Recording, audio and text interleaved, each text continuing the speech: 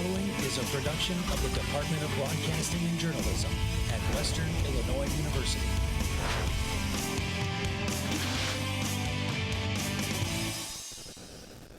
Live from Salee Hall in high definition. News 3 starts now. Coming up, runners come out to honor local soldiers killed in combat. Hear from the parents of 2 of those soldiers ahead. And she never came through. So I won it this time, and I won it clean. Macomb City Alderman alleges the local Visitors Bureau is not doing its job keeping them informed. How the director of the Bureau responded this week ahead. Plus, an arrest is made after a checkout at the Macomb Walmart gets violent. What police say happened, coming up. But first, the executive director of the Macomb Area Convention and Visitors Bureau is responding to allegations that the organization has not been keeping city officials updated. Good afternoon. Welcome to Live at 4. After a heated exchange 2 weeks ago between a Macomb City alderman and a representative from the Visitors Bureau, Nikki Gray responded at this week's Committee of the Whole meeting. Alderman Tom Cook complained to the council 2 weeks ago about the Macomb Visitors Bureau is not giving enough information on how the Bureau spends its money. Gray attended the Committee of the Whole meeting Monday night to help fix any misunderstandings the city might have. Gray provided the officials with a thick packet of information containing this fiscal year's advertising and events around Macomb.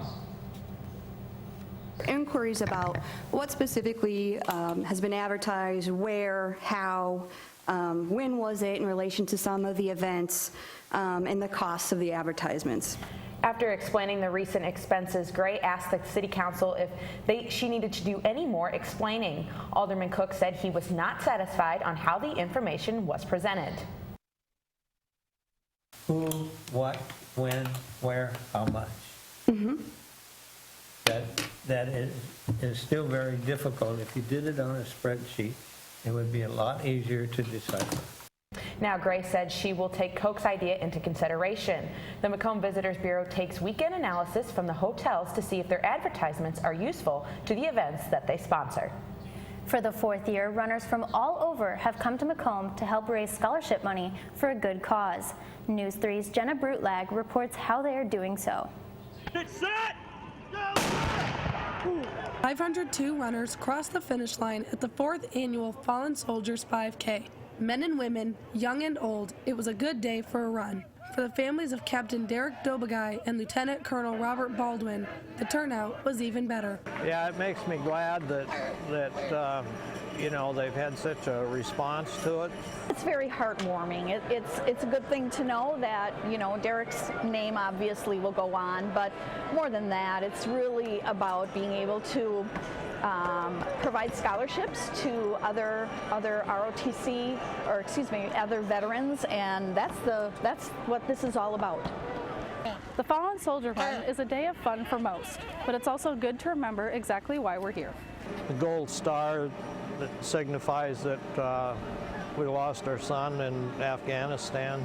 Both families are glad to see that the people who need the help are getting it. We meet the veterans every year who have been recipients of both Derek's scholarship and Colonel Baldwin's scholarship, and it is very nice to know that that is helping them in their life. Whether they walked, ran, or rode to the finish, every runner was remembering the 2 WIU grads who gave it all. But they aren't the only ones who deserve some recognition. Well, I mean, these guys that are in the military and that, they need all the recognition they can get. Reporting for News 3, I'm Jenna Brutlag.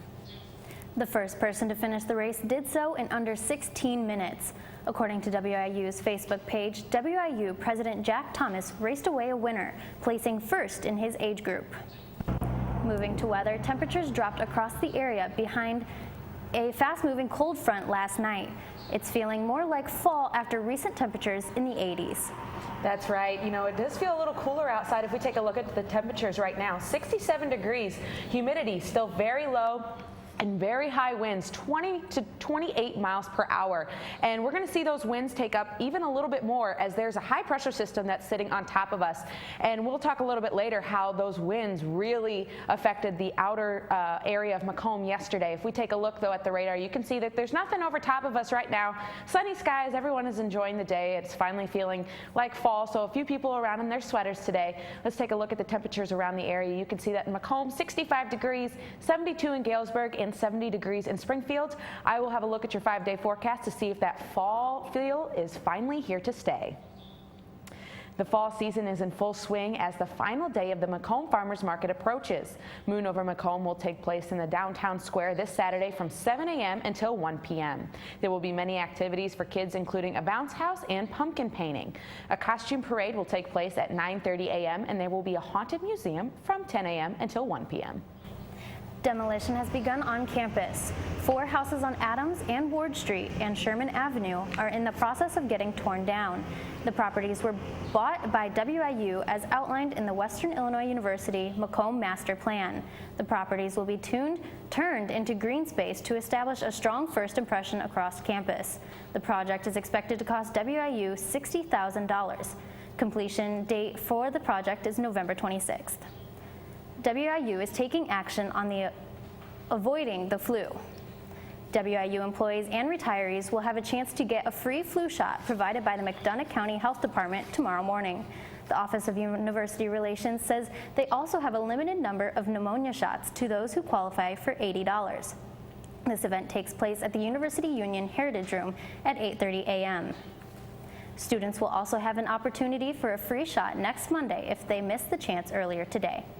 In more local news, Walmart customers had a scare on Friday after a man turned violent. Macomb police say Christopher M. Yazvek began aggravating customers at the self-checkout aisle on Friday. Officers say they were called on the scene after he began throwing canned goods at individuals. Yazvek attempted to take a bag of dog food from a 70-year-old woman and later throwing the dog food back at her. Police says Yazvek also punched the self-checkout screen.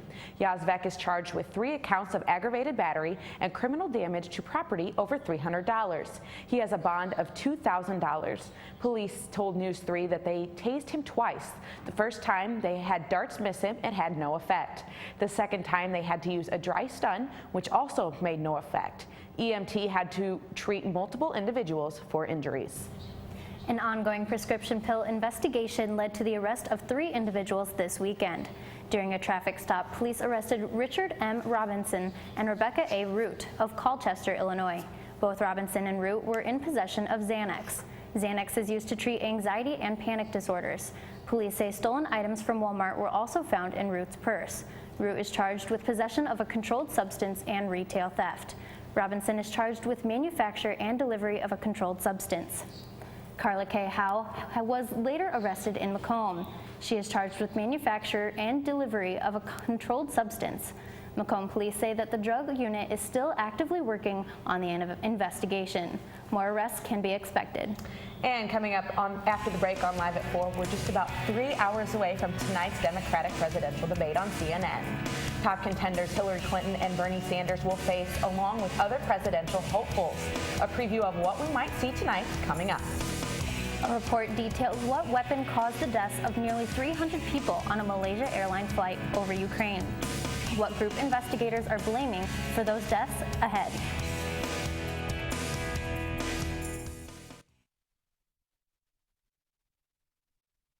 Stories. They happen everywhere. At NEWS3, we go the distance and tell them firsthand. Across the region. The tornado tore through a neighborhood in Washington, Illinois. Across the state. Here at the state capitol in Springfield for the gubernatorial race. Across generations. We have a lot of people that are very dedicated. We're all volunteers. The stories that inform us, the stories that move us, the stories that matter from a fresh perspective.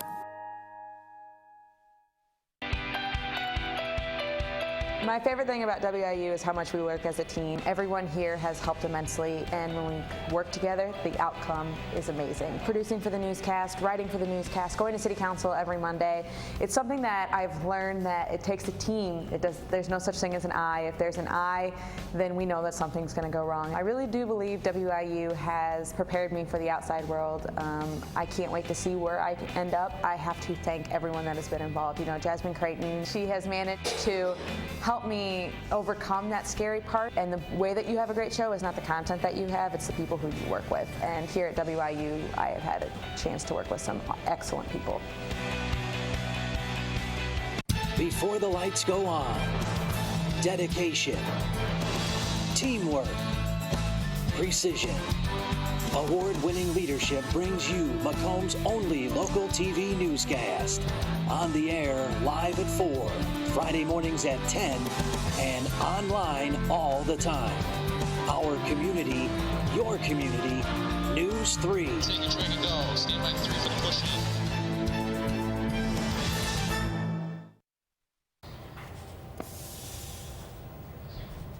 We now have an official confirmation to what caused the fatal crash of Malaysia Airlines Flight 17. Dutch officials say the jet was brought down last year by a warhead missile fired from eastern Ukraine. MH17 went down last July over Ukraine territory controlled by pro-Russian separatists. As a result of the detonation, the forward part of the airplane was torn off. The airplane broke up in the air. The wreckage came down in an area of about 50 kilometers in the eastern part of Ukraine. All 298 people on board were killed. It was en route from Amsterdam to Malaysia when it was shot down. A draft report by the board said evidence indicates that pro-Russian rebels shot down the jet with a missile. The drug company under fire for raising the price of an AIDS and cancer drug more than 5,000% is now facing an antitrust probe. The New York State Attorney General is looking into whether Turning Pharmaceuticals is trying to prevent generic versions from Darfrim from being produced. Darfrim is used to treat parasitic infections as well as patients with AIDS and cancer. Shortly after acquiring rights to the drug, Turning raised over $13 a tablet, $750 per pill. Generic drugs typically force companies to keep prices low. Turing recently pledged to lower the price of Darfrim after protests, but it has yet to do so. Tonight is the night 5 Democratic presidential candidates will hit the stage in Las Vegas for their first official debate. CNN's Jim Acosta reports. Democratic Debate Day is here. What happens in Vegas could shake up the next stage of the race for 5 presidential hopefuls. Seasoned debater Hillary Clinton, backed by solid early poll numbers in key states, is establishing her presence at these debates. The former Secretary of State making an unannounced stop at a union rally at Donald Trump's Vegas hotel, taunting the business tycoon. Some people think Mr. Trump is entertaining, but I don't think it's entertaining when somebody insults immigrants, insults women. If you are going to run for president, then you should represent all the people of the United States. Bernie Sanders, who has yet to do a mock debate, insists he's going to play nice as long as his competitors do.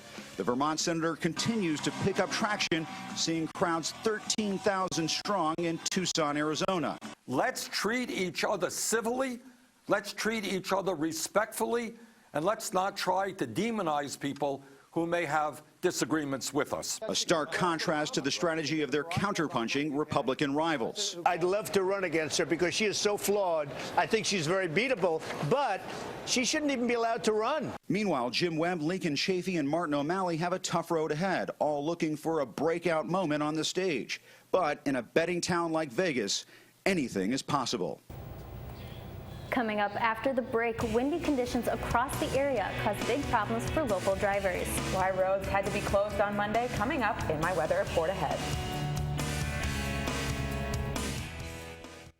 One day, when the glory comes, it will be ours. Dr. King, what's your next move? In March from Selma to Montgomery. Selma is loud for every man, woman, and child. We will not wait any longer. In front of a crowd.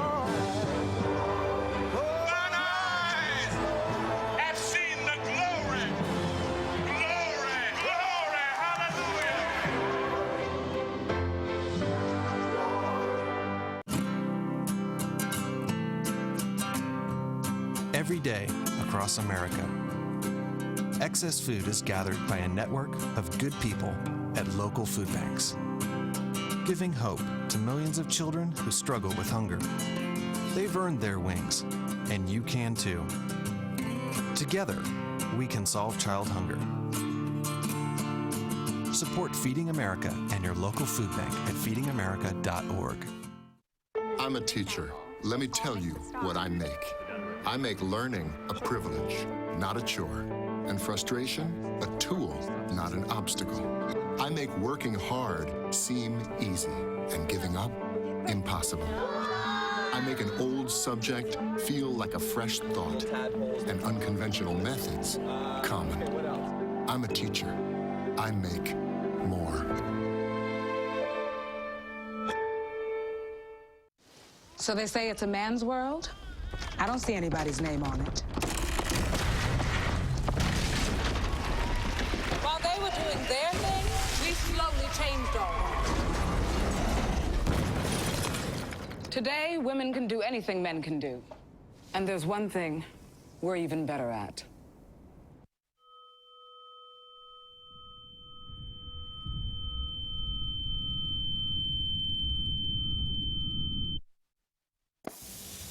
Take a look at this video taken by News 3's Nicholas Stewart. He was at the scene of a large field fire just west of Roseville yesterday. The fire was spread by high winds and dry conditions. US 67 was shut down as firefighters worked to get the blaze under control. The smoke cloud was so large it was even getting picked up by radar. With the windy conditions and extremely low humidity, it's easy to start a fire. So be careful when harvesting in these conditions and don't burn anything under advisories. As we take a look, though, you can see right behind me where those areas were affected. If we watch, you can see that this is the main area of cloud of smoke that they had yesterday, and this is where 67 did have to be shut down due to some of the fire. So we still have those low humidity rates today, so please make sure, even just by dropping a cigarette, it can start a fire, and with the winds still as high as what they are. Let's get away from that and let's take a look at the temperatures, though, around the area. You can see that in St. Louis, 71 degrees. Up in Davenport, it is 65. So gorgeous out there, starting to finally feel like fall. If we take a look, though, at the humidity rates, this is what I was talking about. Everyone around us is really low humidity. St. Louis, it is 36%, Davenport and 45%. So everyone is really dealing with those really low humidity rates, and that's because we haven't seen any rain in quite some time. If we take a look at the radar, though, you can see that behind us, it's really not going to be anything that's affecting us anytime soon. You can see that there's nothing going on in our area. That's a high pressure system that is sitting right on top of us. Some rain to the north of us, but nothing that is going to affect us. If we take a look at tonight and the temperatures around the area, you can see 50 degrees in St. Louis, 37 in Davenport. We're not going to see any freezing temperatures yet, but don't hold me to that yet, because on the weekend we could see some. And then tomorrow, another high pressure system that is sitting over the top of us, but we will hit about the 70 degree mark again, 60 degree mark for us to the north. So very nice outside still, so make sure you get a chance to step outside. If we take a look at tomorrow night, you can see that we are starting to dip a little lower. Low pressure system moves to the south of us. 54 in St. Louis, Davenport 49. And this is where we're going to start dipping down into the weekend. But before we get that far, for tonight, 40 degrees, partly cloudy, winds will die down tonight, and we will start to see those winds dying out for the rest of the week. Tomorrow we will see a high of 68 degrees. Winds do pick up a little bit, but nothing like we've seen today and yesterday. But we're going to take a look at the 5-day forecast. You can see that those freezing temps right here are going to come in Friday into Saturday. And make sure you pull your plants inside, because that will be the first frost of the season. On Sunday, it will hit a high of 59 degrees. So our daytime temps are still a lot like normal for the fall temperatures, but for those nighttime temperatures, you're definitely going to need to have a jacket outside. Great weekend for a bonfire, because we're finally going to hit those low temperatures, which is going to feel great, but I think I'm going to have to close my windows. Yes, definitely for that frost. Exactly. Football team's playing in a dome this weekend, so it'll be all right. Okay, they won't be too cold then. Thanks. Coming up in sports, the Leatherneck men's soccer team worked a huge comeback in their game against the Omaha Mavericks on Saturday. The Macomb Bombers took another close game against the Quincy Notre Dame Raiders down to the wire, and the Leatherneck football team continued conference play Saturday against the South Dakota Coyotes. All that and more right after the break.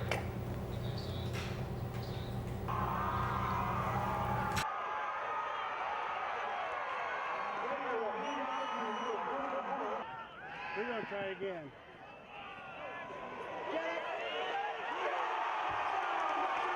Hey everybody! Heart disease affects 1 in every 3 women in America, but you can fight back.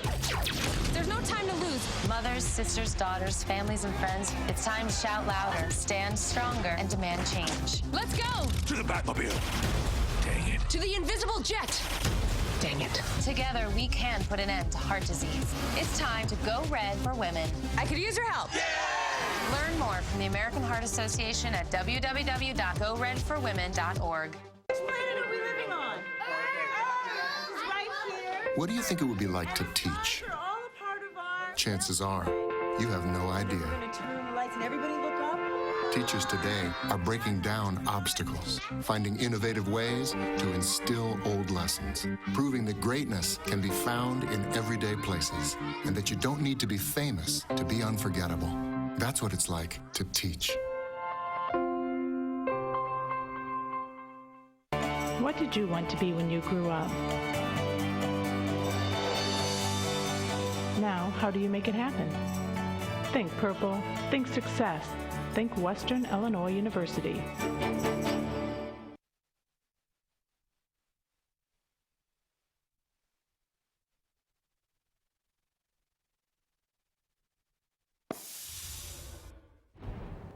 The Macomb Bombers football team played their final home game of the season on Friday night against Quincy Notre Dame, and it was another close game going down to the final seconds. Let's check out the highlights of this one. A couple of great coaches right here before the game, Kelly Sears and Quincy Notre Dame's Bill O'Connell. Our game of the week didn't look like it early as Quincy Notre Dame right out of the gate puts things up 21-0 here to wrap up the second quarter. A pick six, though, would get Macomb right back on the board, and another interception this time by Trey Augusta to end the Raiders' threat in the first half. The revved up the Bombers crowd a little bit, though, down 21-6 at halftime. Augusta scores here with a sweep. 3 minutes and 17 seconds left in the third quarter. A two-point conversion would follow, and it would be good. Bombers would trail 21-14, then 8:34 left in the fourth quarter. 9-yard touchdown run by senior Bryce Weston. The two-point conversion, though, was no good. Raiders still in front 21-20 late in the game. Quincy Notre Dame up 28-20, but a fumble is recovered by Macomb High for a touchback, and they'll get one final drive. And then with 18 seconds left is where they'll drive. Their drive will start. Jacob Poor getting under pressure here, rolls to his right, and he'll heave it one more time for the end zone. Hail Mary up, and it is picked off by the Raiders, and the Raiders would hang on for a 28-20 road victory. The Bombers would fall to 3-4 on the season, and their playoff hopes are on the wire as they take on Mater D on the road this Saturday at 2 p.m. The Leatherneck volleyball team took on Denver Pioneers this Friday evening at Brophy Hall. And we'll see no game at Western Hall due to Sinbad, though. Nothing to laugh about here, though, as Western down early in the first set. Jordan Jackson with the serve. Set up to Shara Smid, who dumps it on the Leatherneck side for the kill, putting the Pioneers up 7-2. Later in the match, though, Western gets some life as Nola Basie's shot is blocked right here by Lexi Kolszewski and Karisha Merriman for Western. And good volleys here, though, by both teams, but the Pioneers will end up getting the point. Western puts it onto the Pioneers' side, and Cassie Bird gets the set from Peyusha Boteyu and puts it right down for the kill. Western would show some life, though, in the second set as Peyton Crosser getting the kill for Western to put them on top 2-0 in the second set. Later on, Western down 20-16. Abby Skurd sets it up for Merriman, whose shot right here gets blocked by Cassie Baird. And the second set was as close as Western would get, though, to a win. As a third set, they would fall 25-14. Leathernecks would fall 3-0 are now 3-16 on the season. The next contest is on the road tonight against UIC at 7 p.m. The Leatherneck men's soccer team traveled to Omaha, Nebraska to take on the Mavericks on Saturday, and Drew Whalen became the savior for the Leathernecks as he connected with the back of the net twice in the last 5 minutes of the game to put Western on top of the Mavericks 2-1. And following the win, the Leathernecks moved to 4-71 on the season, and their next game is non-conference going on right now against Drake at John McKenzie Alumni Field, and the score is 0-0 actually here in the start of the second half. Western Illinois football looked to put on a show at Hanson Field on Saturday for family weekend as they took on South Dakota in round 2 of conference play. And on Western's first drive, Trenton Norvell would scramble for a short 4-yard touchdown rush, putting Western on the board first, 7-0. But South Dakota would answer right back, though, as Trevor Boma, we'll see here, works the outside, getting the handoff from his quarterback, 3-yard touchdown run, and things would get tied up right away. 2 minutes and 52 seconds then left in the first quarter as Norvell stepped back to pass, looking towards the end zone, heaves it in there for Lance Lenore. He'll get a foot down for a nice Leatherneck touchdown, and the Leathernecks will go up 14-7. Look at that little happy dance from Lance Lenore right there. Right away in the start of the second half, South Dakota would turn things around and make some noise as Shamar Jackson runs it in from 10 yards out. The Coyotes touchdown, and Western now only on top by 5, but that's as close as South Dakota would get. As Western's next drive, Trent Norvell will find Joey Borzolino, who beats his corner on the out route and finds the purple turf for another Leatherneck touchdown. And then Western's still not done yet as Norvell would connect with Javon Ackland in the end zone to put Western up on top 40-14. The Coyotes would get one more touchdown, and that would end things, though, in the fourth quarter as Western would go on to win 40-21. Trent Norvell was 16-25 and threw for 288 yards and is now the 5th Leatherneck player to surpass 6,000 career passing yards. Following the win, the Leathernecks moved to 3-2 on the season and are currently undefeated at home. They play Saturday at Cedar Falls, Iowa against the University of Northern Iowa at 4 p.m. And now the Chicago Cubs look to gain the lead in the division playoff series against their rival, the St. Louis Cardinals, last night at Wrigley Field. The wind was blowing straight out, and the Cubs scored all of their runs off shots out of the park. Both teams combined for 8 home runs, but in the end, the Cubs would find themselves one game away from advancing in the playoffs. The Cubs would top the Cardinals 8-6 and are currently actually in the mid-second inning, score 4-2 Cubs. And they're trying to win their first playoff series at Wrigley Field since 2003. And Emily, I know you being a Cardinals fan, how scared do you feel right now? I've been wearing this all day. My Cardinals shirt, as you can see. I just want to win. That's all I care about. So go Cardinals. And go Cubs. Yeah, we'll talk about it afterwards. We'll be right back after the break.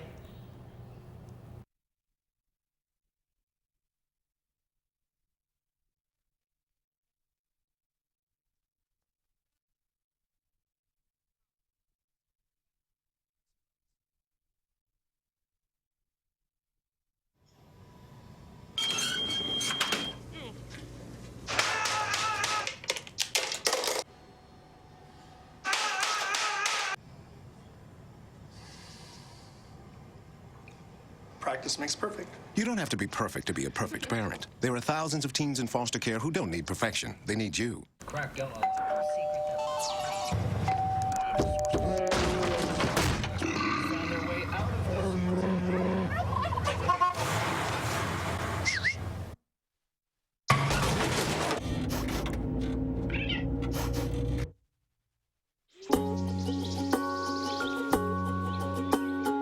Getting closer to nature can get you closer to your family.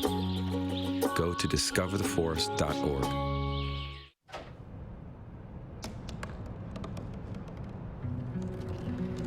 They said I couldn't dream. Called me a piece of trash and swore that's all I'd ever be.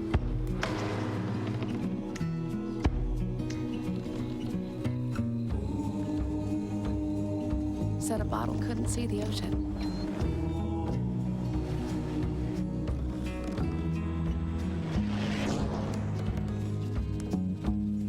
Give up.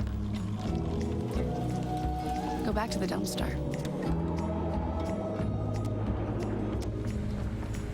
But I didn't listen.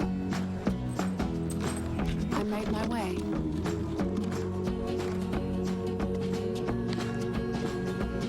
And now, I am what I've always wanted to be.